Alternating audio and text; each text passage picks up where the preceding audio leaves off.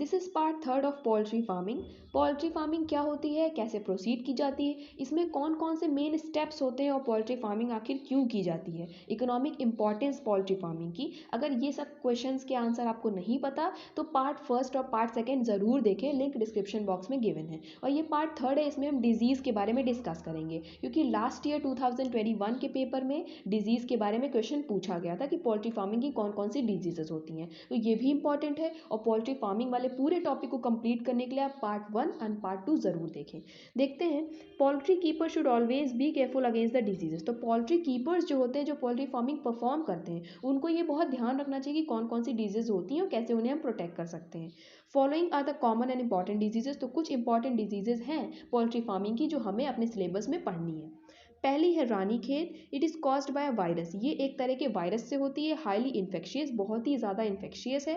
Fatal disease है यानी जानलेवा डिजीज़ है, इसमें बर्ड्स की डेथ भी हो सकती है। Amongst infected disease the death rate में भी 80 to 100%। और जितनी भी इन्फेक्टेड बर्ड्स होती हैं या फिर वो इल होती हैं, ठीक, अगर वो इल हैं तो उनका डेथ रेट काफ़ी बढ़ सकता है, 80 से 100% के बीच में उनकी डेथ होने की संभावना होती है। Most common symptom are loss of apatite.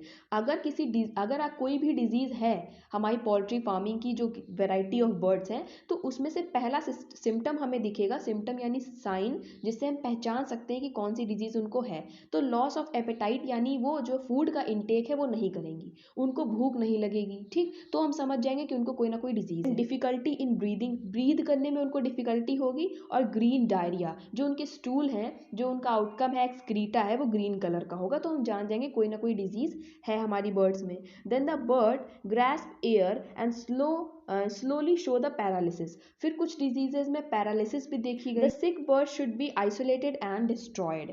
यहाँ पे ये बहुत इंपॉर्टेंट पॉइंट है कि जितनी भी हमारे सिक बर्ड्स होती हैं, जो इल होती हैं, ठीक, जो बीमार होती हैं, उनको आइसोलेट कर लिया जाता है, उनको अलग रखा जाता है, और अगर कंडीशन सही नहीं हो पा रही है तो उनको अल्टीमेटली डिस्ट्रॉय कर दिया जाता है, उनको मार दिया, वो बाकी फिर और बर्ड्स को ये डिजीज़ ना फैलाएं, इस वजह से उनको आइसोलेट करके उनको मार दिया जाता है। To prevent the occurrence of disease the young bird should be vaccinated as soon as they are 6 week old.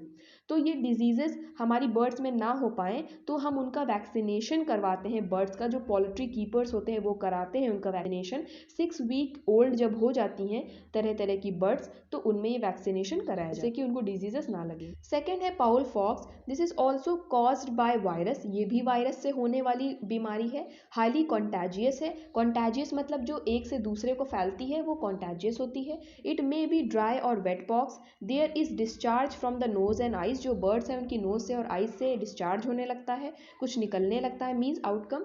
The measures of prevention and treatment of disease are the same as in Ranikhet. और इसका भी treatment या preservation disease का एक ही है जो रानीखेत में, यानी उनका वैक्सीनेशन करवाना चाहिए। देन थर्ड है टिक fever.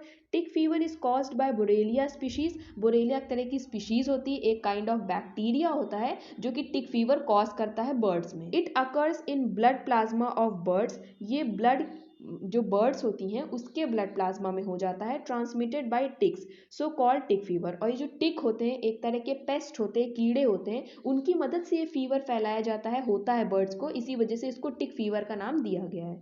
Then the comb and the wattles become pale. ठीक है, उनका कलर पेल हो जाता है। Finally paralysis of wings and legs occur. फिर उनमें उनके विंग्स में और उनके लेग्स में पैरालिसिस देखी गई है। फिर फाइनली जो बर्ड है उसकी डेथ हो जाती है। Penicillin can be use for the treatment. जो पेनिसिलिन एंटीबायोटिक आती है उसका यूज़ यहाँ पे हम इनके ट्रीटमेंट के लिए कर सकते हैं। Then for preservation of disease the poultry house should be kept free from ticks. और इसको एक और तरीका है प्रिवेंट करने का, जो भी पोल्ट्री फार्मिंग के लिए हाउसिंग कराई जाती है, जो उनको प्रॉपर केज या हाउस अलॉट किया जाता है, उसमें हम प्रॉपर वो रखें, हाइजीनिक रखें उसको, और ना उसको टिक से फ्री रखें, उसमें टिक्स या कोई और भी इंसेक्ट उसमें ना आ पाए, जिससे कि हमारी बर्ड्स को कोई भी बीमारी या डिजीज नहीं हो पाएगी। The other disease of poultry are the pullorum bacterial disease and coccidiosis protozoan disease. ये और भी दो डिजीजेज हैं, एक बैक्टीरियल और एक प्रोटोजोअल, तो ये भी आप एग्जाम्पल में लेके एक्स्ट्रा में